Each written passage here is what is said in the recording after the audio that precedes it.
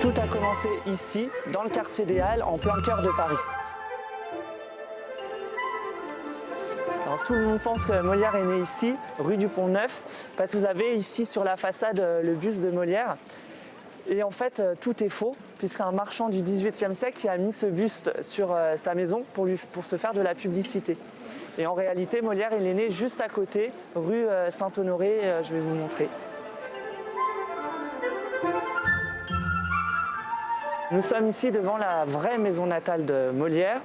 Et c'est ici également que Molière a assisté à la mort de sa mère et a assisté également à la ronde des médecins. Et c'est peut-être ça qui lui a inspiré la pièce qu'on connaît tous, Le Malade imaginaire, parce que les médecins se sont révélés complètement inefficaces.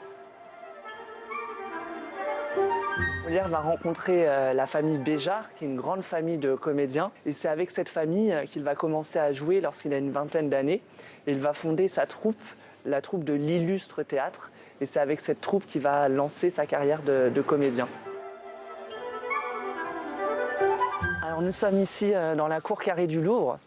Et c'est ici que Molière a rencontré le roi Louis XIV. Et cette rencontre avec Louis XIV va être décisive pour Molière, puisque Molière va jouer devant le roi. Il va jouer une tragédie. Ça va être un échec, un bide total pour Molière. Et Molière va avoir le culot de proposer au roi une pièce de sa création, Le Docteur amoureux. Et là, c'est un succès, le roi va rire. Et c'est ce qui va lancer sa carrière. Le roi Louis XIV décide de faire de Molière et de sa troupe une troupe royale. Donc la troupe de Molière devient troupe royale en 1665 et cette troupe va venir s'installer ici, au Palais Royal.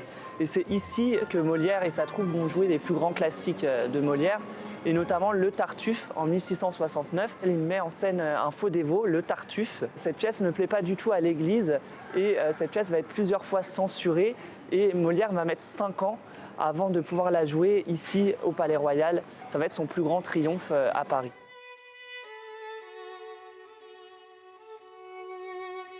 Il y a un peu une légende, c'est que Molière serait mort sur scène. Cette légende, elle vient du fait qu'à la fin de la pièce du Malade imaginaire, Molière s'effondre sur scène.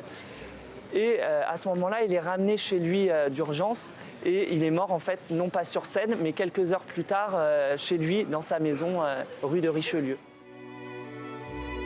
Après sa mort, ça va être un peu compliqué pour sa troupe, puisqu'une partie de ses comédiens vont quitter la troupe pour rejoindre la troupe rivale de Molière, les comédiens de l'Hôtel de Bourgogne.